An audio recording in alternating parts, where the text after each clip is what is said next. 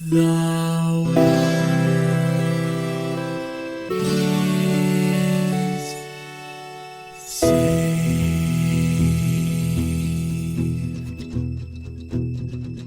The living room's dark, save for light being cast from the big TV screen and the imminent sunrise that's teasing the one starry sky with whispers of morning.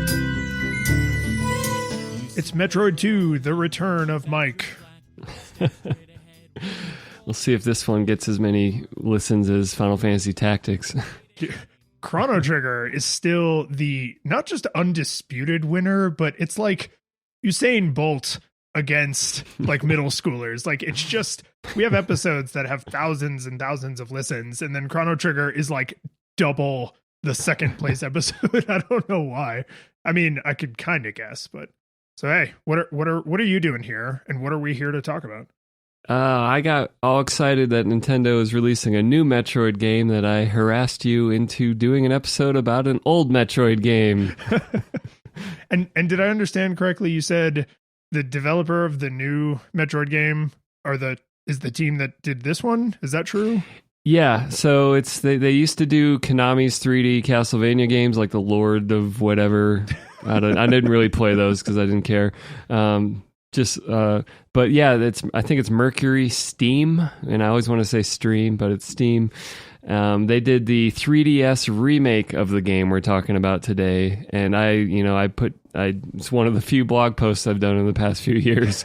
I did a long review of it. It's a great remake. It fixes a lot of, we'll get into it. That was close. We're not reviewing the 3DS game. We're actually talking about Metroid 2: Return of Samus, the Game Boy game.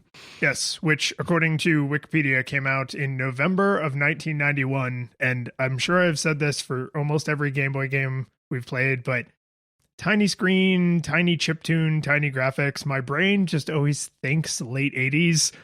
And then when I see the year that these games actually came out, I'm like, right, because miniaturization is hard. Like that's what's impressive about it, not the fidelity. And the Game Boy is a brick. Oh, jeez. But without exaggerating, the thing probably weighed with batteries in it like 2 pounds, which is a lot to like hold out in front of you. I even think my Switch is heavy sometimes. Yeah. What's your experience for this game like? Because mine is the short Game Boy experience of I played this when I was at Brian's, waiting for my turn on the Super Nintendo or on the Sega real Genesis. Game. Yeah, it was a time filler. It was my dentist office highlights magazine. So my experience of this game, so I did have a Game Boy growing up, and we did enough family trips, whether just, to see Grandpa in Cleveland and it's a 2-hour drive, or actual family trips, camping or going to other states, that the Game Boy was a significant part of my childhood gaming. And this was one of the games I got, probably for Christmas in 1991.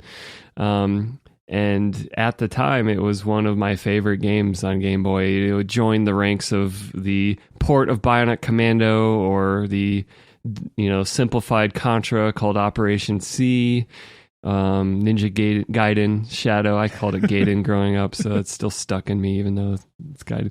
And so it was one of these games that was like, at the time, was like, hell yes, I've got Metroid and I'm on the go. And in contrast to like, what are your portable gaming options in 1991? A lot of people might have had like those little like Tiger electronic, like you can jump and you can land, and you just need to time it right to avoid the pie that comes across the screen. Like the Game & Watch style. Yeah. All the frames of animation are on the screen all the time, and it just illuminates them. Yeah. And so awesome. And not to take away, I mean, the concept of the show is, can you play this and enjoy it without I do like that context of like, how much better is this than a Tiger Electronics handheld piece of crap? We'll know we've played every game there is when we have to start reviewing Game & Watch and Tiger Electronics. Yeah. So my two memories are being in a car, probably with a clunky light attachment, increasing the weight of the Game Boy even more so that I didn't have to rely on street lights every second to see my game. And that I remember the Super Game Boy letting you play this on a TV, that something about the way they coded Metroid let them programmatically target the different sprites better than most other Game Boy games. So the colorized version of it is actually, it's not like NES level, but it's better colorization than most Game Boy games got, where it was like, well, we just picked the 4 shades differently. Yeah, it seems like the Super Game Boy was either better understood by some developers or was something some developers maybe cared about more or something. But like some games you would plug into the Super Game Boy and you're like, oh, it's just stretched out, like it's just bigger now. And then other games you're like, oh my god, this changed everything. Like the original Pokemon that we played pretty recently, like on Super Game Boy, is a completely different experience. We need to do that thing before we jump in where I shill a little bit. If you want to recommend games we should play, see what we're going to play, you want to talk to us, you want to see what we're playing, you can go to our website. You can see the games list there. You can hit us up on Twitter. You can see me play most of these games on Twitch. I played a lot of this one this past week on stream, and my review will be less surprising to those folks. If you want to go kind of above and beyond and do something to support the show, ratings and reviews, always helpful. Recommending us directly to people you know is super duper helpful. And if you're really crazy, you can support us on Patreon and actually give us some money. And if you are a Patreon supporter, you get the after show, which if you and I have time after recording, I would like to do a short after show with you about the new ActRaiser, because there's actually a fun link between this Metroid game and the new ActRaiser. So yeah. Oh, wow. Yeah, that'll be in the after show. But if you support us at a high enough level, you can actually get shouted out on the show. So we want to thank our 8-Bit Classics. And since George is, let's say, shooting on location today, I'm gonna pick up the weight for him and thank Kevin, a harmless egg, John, a gentle infant, Yarno, an alpha, and Jason, a gamma. And then our 16-bit heroes, Jacob, a zeta, Michael, an omega, and then our full 3D supporter, David, the queen of the Metroids. Let's talk about these Game Boy visuals. Yeah, just it's important to remember that the Game Boy was a handheld system, because my god, the ratio of Samus to screen height is more dramatic than not every Game Boy game, but a lot of them. You're like a third of the screen tall, kind You're of gigantic. almost. Yeah. It's like playing Arkham Knight on the Game Boy. You're just half the screen. And I think that for a Game Boy game, Samus looks good, like very detailed. I wasn't really like, I was never wondering where I was on the screen. They do a pretty good job of keeping you centered. You really only hit the edges when you're like going, and like the whole screen is going to shift over. So you're never really having to track her down. She's just always smack in the middle.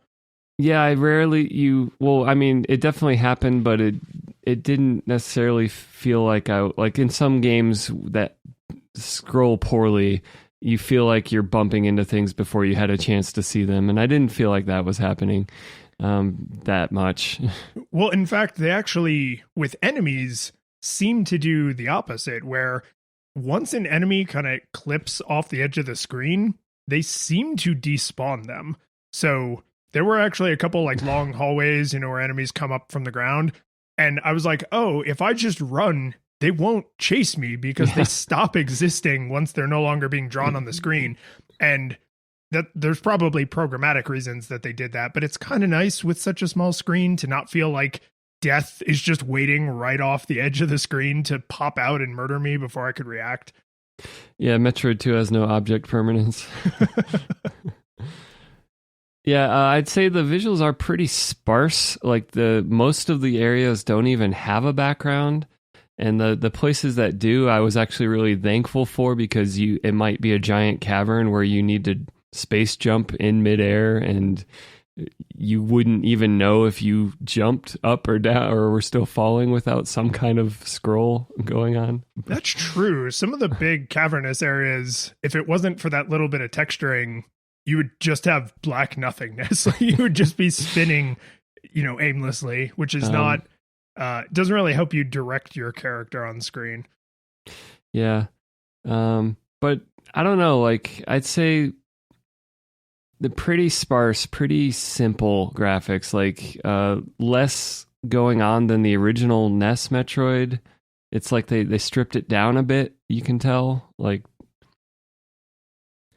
did you feel like, so you were actually the person who pointed this out to me, I think probably when we were doing the Super Metroid episode, is that these games are supposed to be like Samus Aran super badass against everything, right? You're on an alien planet where everything is hostile to you. There are no friendlies.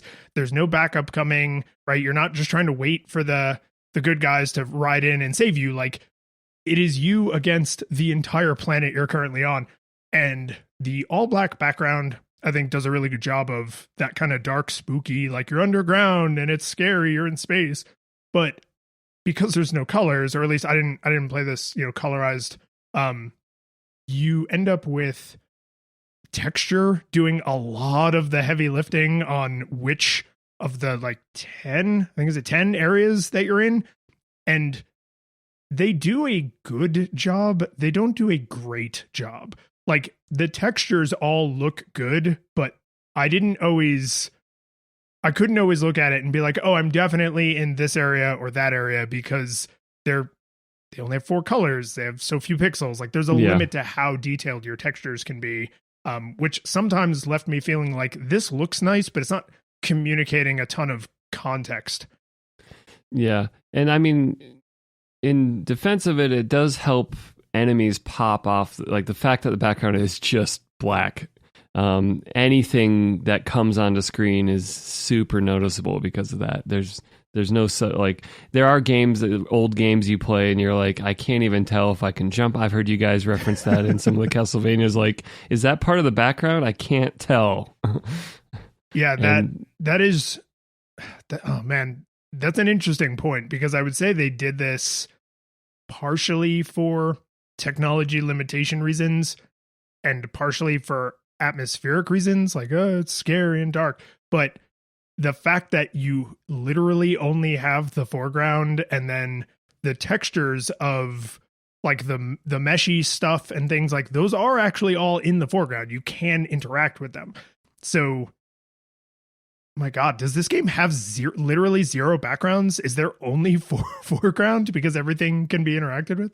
The only backgrounds I'm aware of seems functionally those large rooms where you might be falling or jumping through them, and therefore that scroll gives you some tiny bit of context for where you're going. We'll get to on and that's kind of wild. I guess that's sort of like some of the old Mega Mans, and we were mostly okay with it there, but I never thought I would collide with that and say like, no, this is probably the right artistic choice as well. So that's cool. Yeah, it is sparse and lonely, and I do hear the argument there that that's thematically relevant to Metroid, but I do kind of still feel like this is probably the least visually interesting Metroid game that exists anywhere. It's super basic. Yeah, I mean, I had to play this game with a map. My first bit of time playing it, I did not use a map, and I was like, this is not an experience I'm really picking up right now. So I was like, how am I going to get a map and not have that like harsh, the authenticity of my review? It turns out that they actually published the entire game map with an entire key in Nintendo Power. And I had that Nintendo Power. So I was like, wow. If I had played this game at the time, I would have had access to this map. So I didn't feel as bad about it. But in the corner, it's like a, I don't know, 4 or 5 page spread or something. In the corner, there's like a little call out box that talks about Metroid. And they're like, oh, we put, Metroid on the handheld experience. Could a Super Metroid be in development? Maybe. And I'm not being sarcastic. It literally says, maybe. Like, we're coming back for your money. We know you just bought this game, but we're coming back. But I think it's, they probably felt like such a quantum leap going from the limitations of the Nintendo to the way more pronounced limitations of the Game Boy, and then knowing like where they were going to go after that was like even a leap up from the Nintendo. So detail wise, I would say this is as detailed as the NES game, but the lack of color just means you're just doing it all with light and shadows. Yeah. It just makes me, as you were talking about Nintendo Power, like Nintendo seemed to really be exploring the business models around omitting information in the game so you'd have to buy their guides or call. Like, did you ever call a tip line for a Nintendo game? That's a fair question. I don't know if I ever called a tip line. I definitely had the magazines. I did buy some guides for a few different games. I got a few as gifts where like a relative just knew like, he plays the video games, and then like a book for a game would like show up, my birthday or whatever. But I had that thought because The Legend of Zelda, which has a giant comically oversized map for its time in history, came with a map in the game box, right? Like you were not expected to keep all of that in your working memory. And yet this game, which is way more linear than Metroid and is way more linear than what they went on to do with Super Metroid, it's just like, okay, just memorize it all. And when like in the Pokemon towns, if you just had that single pop of color, that would probably be enough, right? Area 1 is red, Area 2 is green, Area 3 is orange, right? Something like that. But doing it all in black and white means you don't really have enough visual information to keep this whole huge world in your head. It's too much. Or I felt like it was too much. Well, and like even if you have a map to reference, the game is cropped so tight on your character that I feel like you're going to have to go back and forth constantly to know where you are. You need that beacon constantly. Like, okay, I climbed up on top of a building. Okay, I'm on this building. Okay, I ran and I fell down between two. Okay, I'm still here. Like, I remember growing up playing with a map to reference and feeling like I had to keep up with where I was on that map, or else I would have to, I don't know, run around and jump until I saw something recognizable enough to pinpoint myself. And I had that exact experience last night. I was just like, oh crap, I thought I was over here, like on these, 2 steps, but I was actually over here on these 2 steps, because when I got to the top of the steps, it didn't look like what I expected. And now I have to like reorient. And that's, maybe that's the vibe they were going for, but it is sort of frustrating. Yeah, and I mean the original Metroid didn't have a map, and if I'm invited back to do that episode, I'll have a lot of complaining to do about the original Metroid. I think it's kind of a garbage game these days. It's an important, innovative garbage game. I'll never get over the fact that Kid Icarus and the original Metroid used the same game engine. And the reason that I know that is because the weird way I always thought that Samus runs in the original Metroid is also how Kid Icarus runs. Is that how the Kung Fu guy runs? Yeah, kind of that. It's like one more or one less frame of animation than you expect. So they take these kind of like weird marching steps. Yeah. That is actually something I noticed with this is when you said Samus is huge, I think it's worth pointing out that she's huge so they can put a ton of detail on her. Like her sprite is far more detailed than it was in the original Metroid. So you have fewer colors, way fewer colors, and this tiny little screen, and they actually made her look more like she does on the cover of the box than you would expect. Up to and including when you get the Varia suit, she looks different. Her shoulder pads get a little bit bigger. The plates of armor in the middle change a little bit. The colors go from like the white that you start with to the darker shades of gray that they have.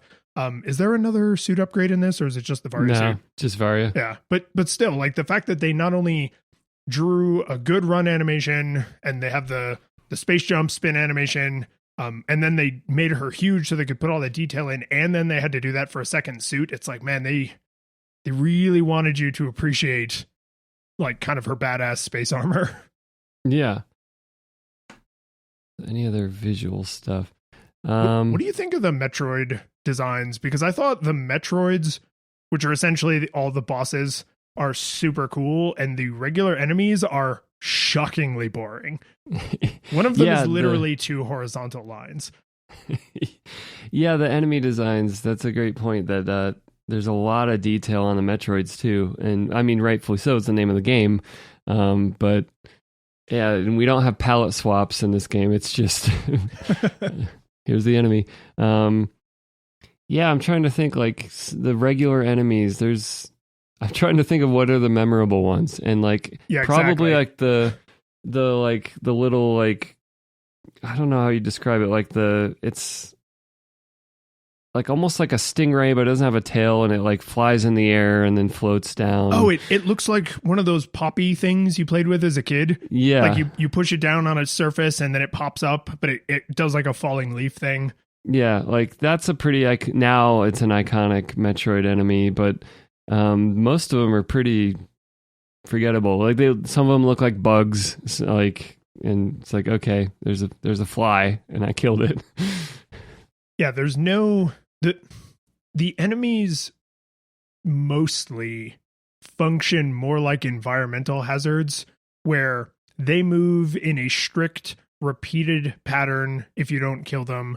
They don't really hunt, they don't really have AI, like they're just things that move on the screen. And then the Metroids, like they come for you, right? Like they don't just move randomly. If you move, they move to where you are. If you try and go under them, they'll try and drop on you. Like they are where all the smarts are in terms of like actual attack patterns. And because the regular enemies, you can honestly mostly just ignore a lot of them. Their looks don't make them memorable, and then the mechanics also don't make them very memorable. Mm-hmm. As far as visuals and gameplay, like one of the easiest things I mean, you already brought up that there's no map in the game, which is in this day and age unforgivable for this kind of game. Even if they want to make that game mechanic-y and as far as like earning the map or unlocking it, like lots of games play with not just handing it all to you, but like for something so tightly cropped that is so based on exploration and secrets, to have no map whatsoever is just unforgivable. So you just made me think of something that I played this on a bigger screen, which changes the experience in some ways from a Game Boy. So when you played this as a kid, you played it on an original Game Boy or a Super Game Boy? Original Game Boy. Original Game Boy. Okay. When you played it this time, did you play it on Super Game Boy? Was it on a big screen or were you on the handheld? No, I played it on a bigger screen. Okay. So I realized that the one and only giveaway I found for some of the like what Donkey calls Metroid moments, where it's like, oh, you just have to know this is the wall that you can pass through, is there is like a little like blip animation when your Buster Cannon, I don't know what her weapon is called, when your gun projectile hits a solid surface, it does make like a popping blooping animation as if it hit an enemy. But if it's a wall you can pass through, it does actually pass through the wall. So it's visually significant, but I'm trying to imagine, I barely noticed that on a giant screen. I don't know if I would have put that together on a physical Game Boy screen that's the size of a postage stamp. Yeah, you'd hope they would reinforce that with sound design, which we'll get to. I'm trying to think anything else visual. I think that's most of my notes. It's pretty sparse. It's the least visually interesting Metroid that exists. It has its moments, like you're saying, Samus is detailed, the Metroids are very detailed. Like it's not like, I don't think this is like embarrassing, but it is pretty like unremarkable on the whole. Yeah, and I would say like for its time, they went with a super detail heavy style that probably really set it apart from a lot of other Game Boy games that are just like nothingness, right? Because they're trying to put more information on the screen, so each individual thing is smaller. But when it's impossible not to think like the next game they made was Super Metroid, which is amazing looking, and then the later Metroids like the Primes, which are all 3D and crazy. But yeah, let's pretend that those last few sentences didn't happen. Use your comment about sound design as a segue into audio. All right. How many songs are there in this game? 3? Maybe? Man, I was weirdly put out by the music in this game. I think there might only be 3 songs, maybe 4. I guess that when you're fighting a Metroid, there's a little battle tune. There's like the hero music right when you start the game. There's you're adventuring in between places music, and then there's the I'm a scary cave kind of music. And I think that's it, other than the Metroid battle music. So I think you might be right. And the thing that irritates me about that is not the lack of variety. It's like the way they applied it. So when you go between certain areas, and I didn't get to stress test this, so maybe there's an obvious reason, but like when you go between certain areas, it plays that kind of more heroic, like we're exploring, we're going and murdering Metroids, right? And that felt cool the first couple times. And then when I was getting a little lost because I didn't have the map, and it would go between complete silence and heroic music, just literally from a single screen transition, I was like, that's jarring. And since I'm lost, it doesn't feel like I'm going to do anything heroic. So this isn't really setting the mood. I do like that there's big chunks that have either no music at all or that spooky cave music, which is, did that game music not make you think of Earthbound? The second I heard that, I was like, oh, this is very Earthboundy. Yeah, I could see that. Right. But here's the thing that really irritated me. When you are on a screen that has the cool little visual of the Metroid broken out, like it shed its jellyfish form and it's evolved into who knows what, right? Like when you're on those screens, what would be the music layer is replaced with like the Metroid cry, the sound they make. And I immediately thought of the original Zelda, and I was like, oh man, this is like when you're near the boss room in the dungeon in the original Zelda. It lets you know that you're like really close to the boss room. But you know what? After you kill the Metroid, that doesn't go away. So when you go back onto the screen that has the cool little shell of the evolved Metroid, it's still playing that, which, because you have to hunt down 39 Metroids, I was constantly like, did I miss one? Why? Yeah. What is making that noise? And I was like, this is such a missed opportunity. Like now there should be nothing. Like it should be silence now to denote that I got them. Which that'd be a comment we missed in the visuals, is like, while you do have a counter in the HUD at the bottom of the screen for how many Metroids are left, there's basically no other indication whatsoever of where to go, whether this hallway you're going down is something you've already completed. Like there's a whole lack of communication around your progress other than a number. Yeah, it's really just they plopped you down on the planet and they were like, all right, we think there's less than 40 of them. Go kill them until nothing is moving. You can't say until nothing's making a sound, because apparently they chirp from beyond the grave. Yeah. I see there's a lack of follow through on that Metroid sound cue that got you excited briefly and then disappointed you. I do think the music is good. It's just there's not much of it. And so you just get kind of worn down by, you're like, yeah, I know this song. Okay. And I don't think any of the music rises to the level of like Kraid's music or Brinstar or some of the like the best Norfair music. Like none of it gets to that height, but it's good music. It's just they only wrote 3 songs. I've long speculated that Game Boy games, well-designed Game Boy games, are designed to be played silently, right? Like you're in the back of the minivan, you're going to see your grandfather. This is the third time this summer you've made this drive, and your parents are just like, Mike, for the love of God, turn that thing off. And instead of actually turning it off, you just turn the volume all the way down. And so you still need to be able to play the game with 0 sound. And there may be Game Boy games that it's like, no, it's impossible to play this without the contextual sound information. But I haven't come across one that I've noticed yet. But I don't think that that's an excuse to like not, right? Like it's like you have this game that's probably going to take somebody 5 to 15 hours on their first playthrough, maybe throw like a fourth and fifth piece of music in there. Yeah. I don't know if you managed to beat the game on this playthrough, but the ending music is fantastic. Maybe the best music in the game. So Man. YouTube that if you didn't get to hear it. How about sound effects? I think the sound effects do better than the music as far as a review. The missile, the chunk, the kind of the feeling when the enemies almost like pop like balloons almost when you kill them, and I found that very satisfying. I'm just just feels good. What else did I hear in this game? Very the pew sharp noise is not annoying, which I always appreciate in a game where you're shooting constantly.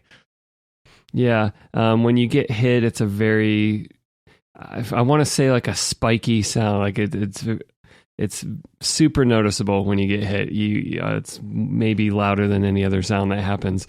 And it directly ties with the white flash, right? So you have like no invincibility frames. So the white flash only lasts for a second, and the sound is super sharp and super quick, because sometimes you sadly hear that sound many times back to back because you keep getting hit over and over. Yeah. I found the sound design pretty solid in this game for a Game Boy game. Okay, so I agree with all of that, but my addendum is this may have one of the worst low health warnings of any game from this era that I've played, because it's not just that the noise is terrible, because the noise itself is actually not that bad. What blew my mind about it is, one, it is way too loud. It's way too loud. And I get it. It's because it had to come out of a little Game Boy speaker, but like it's just way too loud.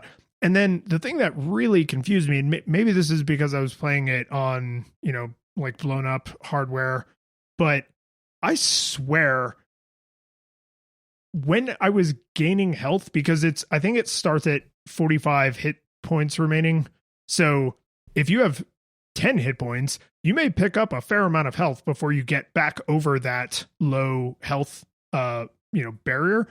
And I swear to God, there were times where I would pick up health and the low health warning would get louder. And then I would pick up health and then it would get quieter again. And it was like every other time, it seemed like it was alternating between this like high volume and low volume. And I can't believe that that's actually what happens, but there's something in the way the sound is being played at that moment that was tricking my brain into being like, oh God, the alarm started going off. No, wait, it's been going off. It's just still going off. Hated it so much. And I was having a hard time when I first started playing it. So I was hearing that noise a lot. So do you think it's worse than one of the early Zelda games, heart beeping? Because those are pretty bad too. It's a contender because it is lower pitched. It's not the screeching smoke detector sound that like the original Zelda has, but it's balanced way too loud. And the only thing I could possibly think of is coming out of a tiny Game Boy speaker. So they had to put it up at, 0 decibels so that they made sure it got all the way to your kid ears. But God, on like modern speakers, it's just, I just kept turning the volume down. It was just like, no, it can't be quiet enough. This is awful. Yeah, I can feel that. And even if you want to try to defend it by saying, well, you're low on health, you should be made aware of that. But I don't know. Most games that have any kind of fire alarm for that should be punished. Yeah, I feel like they actually haven't made a ton of progress on this front. Like a lot of modern games turned off the fire alarm, but they don't always do an amazing job of communicating that information, because it's like, no, I still need to know this. Just please do it with some other tool besides a fire alarm. So it seems like the heavy blood color grade of the screen is kind of the modern version of that, which at least it's not screeching in your ears anymore. Yeah, the more realistic the game is, the more likely they are. I love the Uncharted like fade to gray, like you're losing consciousness. This game any of these games could probably just do like a flashing health bar, right? So your health bar, your health meter, the health number, or something like blinks or flashes, or even your character flashing or something. Yeah, something. But oh man, yeah, I'd have to do a blind taste test with the like original NES Zelda, the Game Boy one. What is it? We played Link's Awakening. Yeah, Link's Awakening also had some screechy "oh my god" noises. So yeah, it'd be interesting to do like a Pepsi challenge with low health noises from this era and see what you came up with. You got anything else for audio besides rubbing in my face that I didn't get to hear the cool end game song? No, that's it. All right. It's a 2-button game, so the controls and mechanics is mostly about the mechanics. The thing that shocked me with this, and I know this is like a dumb thing to be put out by, but there's not only is there no map, there's not even like a pause screen. Like when you pause the game, Samus flashes to let you know the game is paused. That's it. You don't even get the word pause on screen. Yeah, there's no time taken to be like, here's your current gear, or like, here's your progress. Like, they could have been a progress screen or some kind of indication of where to go. Like, they just, nah. It's just game, and we pause the emulation. the here's your current gear literally caused me that exact moment of consternation where I picked something up, like from the Charizard statue, the Chorizos. Chorizos. I picked up a power up from one of the Cheetos, and I sneezed, and so I looked away from the screen, and then when I looked back, I was like, what did I get? I don't look any different. And so then like I started shooting, and I was like, my weapon doesn't look any different. And so then I was jumping around, and I was like, I can't, nothing has changed. What has changed? Yeah. It turned out I got the spring ball. So when you go into the morph ball, after you get the spring ball, your morph ball does actually look different, but it doesn't say spring ball on the screen except for like the 5 seconds right when you pick up the power up. And then there is nowhere to reference that information. So it's just like, what do I do? What's different now? A classic Metroid thing is making you use the thing you got to continue. But if you already have Spider Ball, you might not discover you have Spring Ball to get out of where you are. Yes. Because you can go up the wall instead. In fact, I noticed they do an okay job. I would say like a pretty decent job of that exact thing. You can't leave here, or you can't go very far without using this new power we've just given you. The thing that kind of sucks is then that's sort of it. Like, yeah, it's not like in Symphony of the Night or Hollow Knight where you're like, oh my God, I got the double jump. The map has just tripled in size. I can go to all these places now, right? Like, it's nothing like that. It's like, oh, I will use this to solve 1 or 2 problems, and then I kind of won't have to do it again. If that, some of the things you don't need at all in this game in any way. And that's a little mechanic-y. I do have a few controls things. Unlike many Metroid games, you can't switch to Morph Ball in midair. Yes! That pissed me off so much. I kept staring at the ground and pointing my gun down trying to do it. So that was potentially frustrating, especially if you're trying to get into a gap in the wall. You have to already be in Morph Ball to like do the Tetris move into the side. The Morph Ball bounces when it lands, which is, I think, different than most. Well, that happens in the 3D ones, but like, I think in Super Metroid you have a very small bounce just to make the animation. So it's like an event in this game. Yes. Like you fall and you want to immediately go into like a gap and you're bouncing. Sorry, you got to wait till you land again before you can actually move forward. Yeah, it's like over dramatized because of the small resolution, and it does affect how you move. Yeah. So I found that interesting, but definitely not being able to switch from midair into Morph Ball was... It's super painful going back. I'm so glad to hear you say that, because I felt like such a tool when I would be falling like I was trying to platform and I would be falling and I was like, I'll just go into the morph ball and then use the spider ball. And now I'm just like pointing my arm cannon at the ground over and over, trying to double tap into morph ball. Yeah. In a lot of cases, if you get hit in midair, you can now jump from where you are. Yeah. That's a weird mechanic where in a game that often limits you. Thing, not necessarily like, this is good and we should include this. Yeah, for some reason you can jump after you get hit. And I don't know, like I didn't find it to be as much advantage in most cases, but maybe some of those super high, maybe they just thought, some of these caverns, you're going to get hit while you're trying to ascend a lot of height. And if you just fall and lose 5 minutes of climbing because of that, maybe we just let you here's a jump. Yeah. I don't know if that's like believable. Course a training correction. wheels thing. Yeah. Get your bingo card out to mention cycle time, that your cycle time of trying to climb something. I don't know. Especially right after you get the space jump, they do make you use that in a narrow vertical shaft. Pretty spikes soon after. Yeah, there's like a safe narrow vertical shaft, and then very soon after that is one with spikes. And they don't like we said, we don't really do that for every power up in this game, but for a space jump, they're like, nah, you're gonna learn how to use this, man. It's like, oh geez, okay, well, can I learn it in a safe environment? No, climb this gigantic vertical shaft. I feel like Samus is kind of rigid in this game. Like she's not nearly as nimble as she gets in later games. Like she's kind of slow. Your main upgrades increase the height of what you can do, but you never get a dash of any kind. It never feels like you can really zoom through these environments. It's kind of a slow jog / power walk you're doing everywhere. Do you feel like Smash Brothers messed that up for you at all?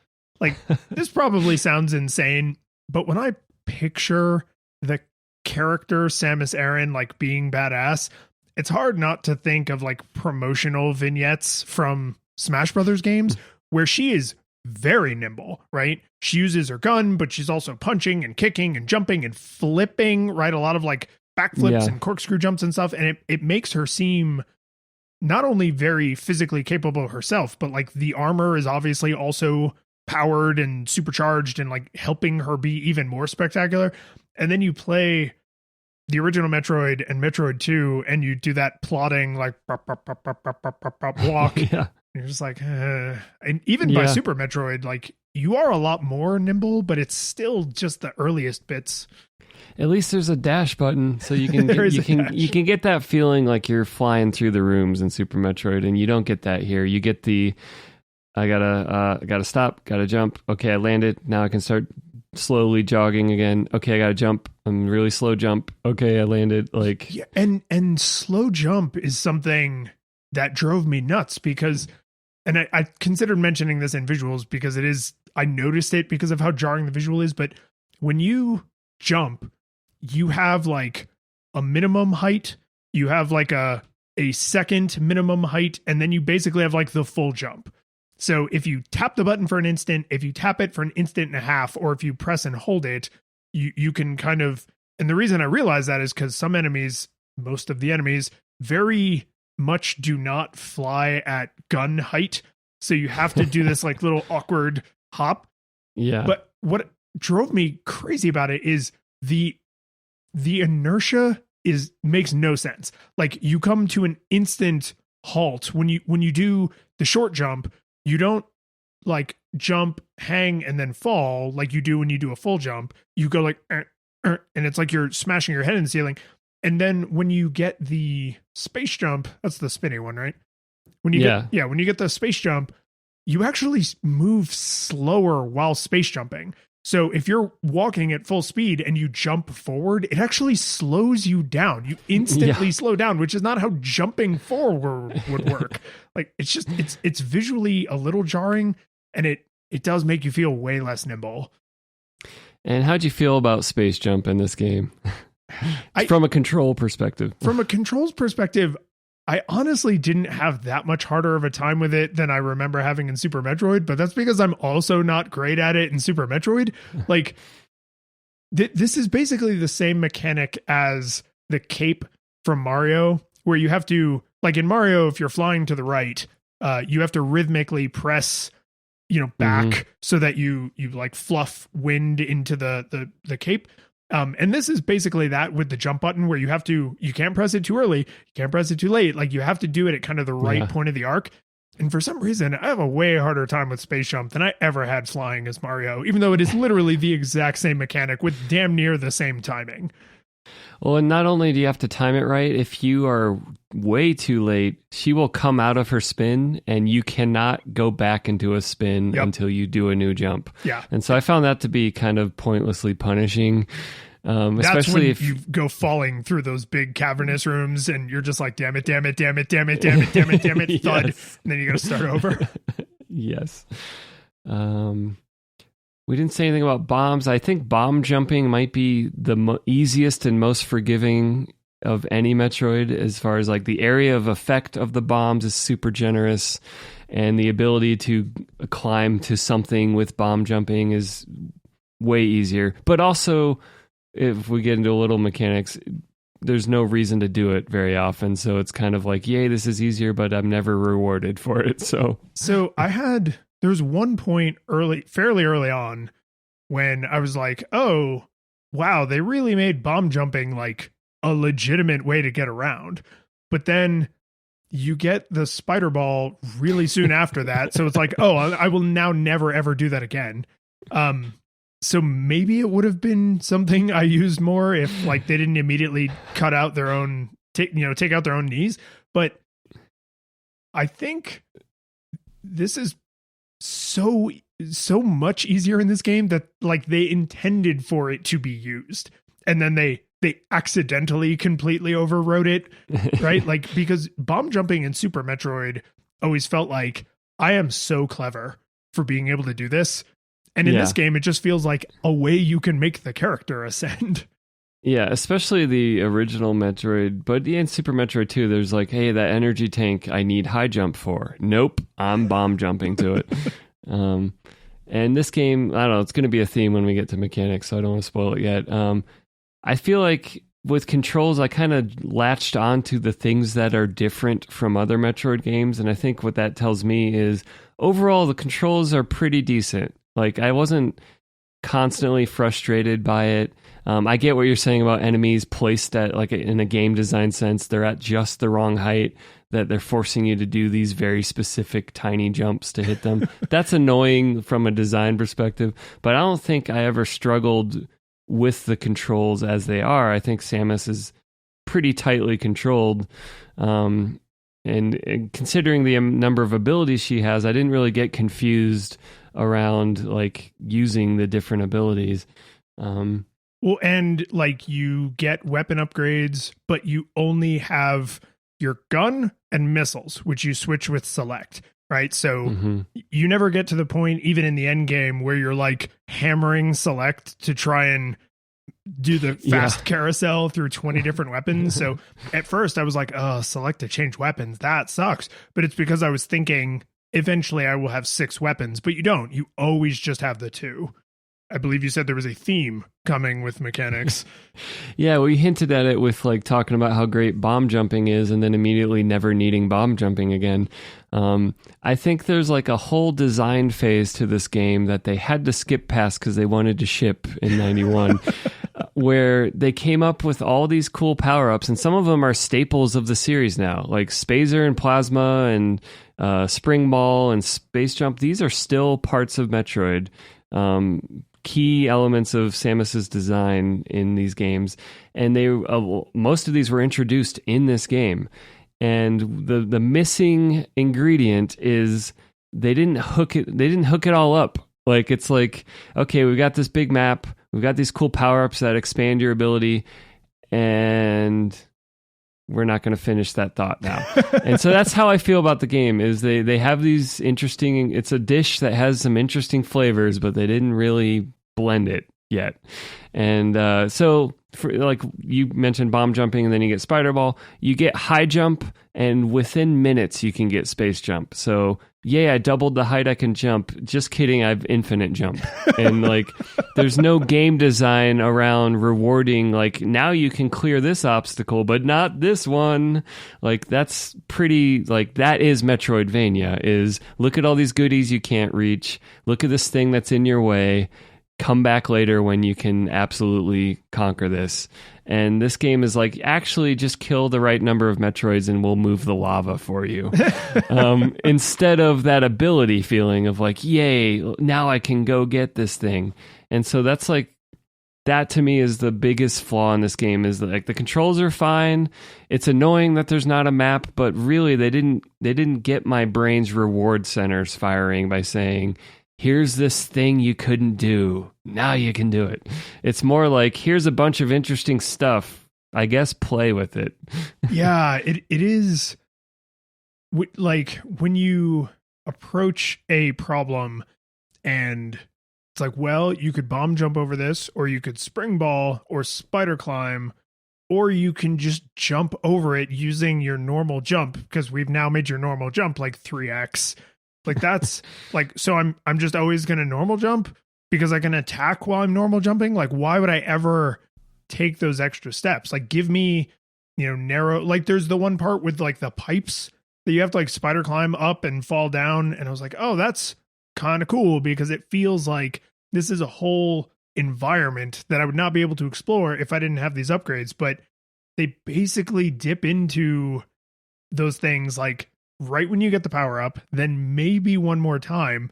And then because so many of them are basically get to this harder to reach area power-ups, you end up being able to solve a lot of problems with like the one of your choice. So of course you use the easiest one. Like you're never going to do the one that's like super tricky mechanically or that, where you got to press a bunch of crazy buttons in just the right order. Like that's not something I necessarily want to be forced into doing, but then you just end up asking yourself, like, why do I have this power? Like, it was literally to get out of the room where I got the power. Yeah, if that. And there's not really an escalation in... I mean, the Metroids get harder, but they don't get harder in an interesting way. There's 4 different mutations before you get to the Queen, and the only difference is how many missiles you got to hit them with. And yeah, they're bigger or they shoot little like electric bolts, but game mechanics wise, it's basically a bigger sponge every time. And so I felt like there's just sort of a game design phase where they didn't finish the meal. They didn't finish like designing the meal. They have everything here and there's a lot to do, but it just never gets special. It's just kind of like, all right, go kill the next one. So I got about halfway. I think when I stopped last night, I was at 19 remaining Metroids. So I got halfway-ish through. And because I had a map, I happen to know that the last area that I finished is actually the largest area in the game. So if I had put in a similar amount of additional time or less, I probably would have been able to finish. What I realized with the Metroids that I've been fighting is so some of those like texture things that help you identify like which area you're in, they look kind of like webbing or netting or, like alien plants or whatever. Some of them look kind of like sand, I guess, or I don't know, foam, something. But a lot of the differences between this Metroid fight and that Metroid fight is literally just the room you're in when you fight them. Are there narrow platforms or is there a whole floor? Is the environment absorbing some of my shots or can I just get directly to the Metroid? And I realized like, oh, with so little variety in the things you're hunting, what's changing is one, the number of missiles, right? So part of the fight is just managing your material. And then part of the fight is fighting with the environment because every Alpha Metroid is exactly the same. Every Gamma and Zeta Metroid are exactly the same as the other Gamma and Zeta Metroids, but the rooms you fight them in change. And I thought that's kind of a neat idea, but just like the power-ups, they don't really go crazy with it. It's just like the platforms in this room are a little bit narrower than the other one that you killed. Yeah. And it's like, yeah, but I'm just going to stand still and shoot it 5 times. So that doesn't really introduce much in the way of novelness, like novelty to the actual way the fight's going to go. And there's no sense of anticipation. I mean, I do love the shell, the Metroid shell, like that. I guess there's not no anticipation. That's a environmental detail that's cool. It's like, oh man, one of them hatched around here. Where is it? But other than that, there's no, like, something other Metroid games start to do really well is like, whether it's something in the background, like a tentacle that's moving and you're like, oh man, I'm about to get to something crazy. Like there's very little of that kind of environmental storytelling. It's really, like, honestly, sometimes you're just running down a hallway that's like 5 other hallways and it's like, oh, a Metroid. Okay, here we go. Yeah. The number of times where I was just like, oh, blam, blam, blam, blam, blam, blam, blam. Like that was unsatisfying, which I think changes the tone, right? Like it's not, I'm trapped on this planet with these terrifying monsters that, and it says in the manual, like one Metroid could destroy an entire civilization. Like that's how threatening they're supposed to be. And only Samus Aran is badass enough to go hunt a planet full of Metroids to extinction, right? Like that is what you're supposed to be feeling, is that you are the lone bounty hunter capable of executing this mission. And sometimes it totally feels that way, but more often it just feels like you are the Orkin man, like stomping cockroaches that are just like, I don't even care about this. This isn't my house. Like I was just paid to come here and kill these cockroaches, which I don't think is the vibe you want when you're playing a Metroid game. Like you want to feel like you are trapped on this planet with me. I could leave by spaceship, but you're all stuck here and I'm going to, use my spacer beam to melt your little Metroid faces off. And I didn't get enough of those moments. Mm-hmm. And there's really, I mean, you could call the Metroids boss fights, but they're really more like slightly harder enemies. And so like true. if you view them that way, then there's really no boss fights in this game other than the Queen. And so the game's like a long level with a single boss fight. There's a spring ball, has a guardian, but it's really more like an interesting enemy for 1 minute. These are, by the way, every single thing we're talking about is something I believe they fixed in the 3DS remake. So if you're hearing this and you're like, oh, I guess I'll skip that one, I'm like, go play the remake. It's good. Not to give away anything. But yeah, the core aesthetic of Metroidvania, gating you with abilities, making you want something, and then rewarding you for that, or rewarding you for... it's basically, can you make backtracking a reward instead of a punishment? In this game, it's all punishment. There are secrets, but you rarely feel like the game is like, yes, you used the thing. You are a good student of this game. And it's more like, yeah, okay, here's a missile recharge. I guess since you decided to spider ball for 4 minutes up to the ceiling of this cavern, I guess you can refill your missiles. So that's my one last major note is I think how hard it is to replenish health and missiles, which are you can only kill the Metroids as far as I know with missiles, right? So yeah, there's no charge beam. Yeah, so you must either keep your stock high or know where the replenishes are. And I had the map. I know that there are not a lot of them. So that leaves you in a position of kind of constantly like, I gotta make sure I maintain my inventory because Metroid could be around any corner, right? And that feels like what they're going for. But what I ended up doing was saying, okay, there's like 4, gammas over here, and they all take 10 missiles. And then I would look and see, I only have like 42 missiles. Where is the nearest like missile replenishing icon? It's like way the hell on the other side of the map. And I was like, okay. So like, honey, I'm going into town. Yes, right. The challenge is now getting all the way there and getting all the way back without dying. It's not, once I have the missiles, the enemies will not be difficult. I just need to have enough missiles to shove up their Metroid butts and explode them.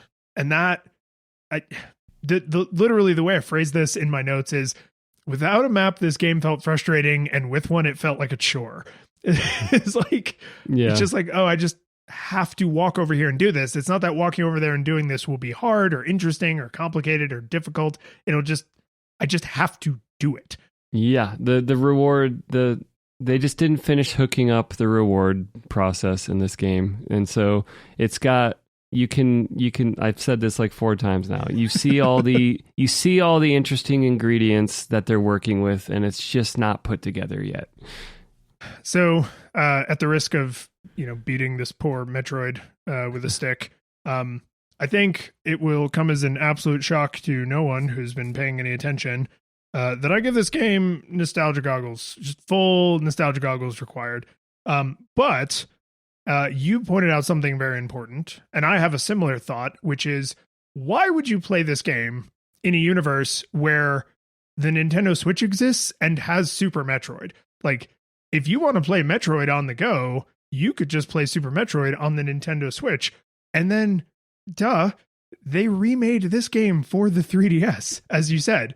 So, like, why would you play this game when you could play? And not every remake is better. Some remakes are worse, or they're not worth it, right? They're just okay.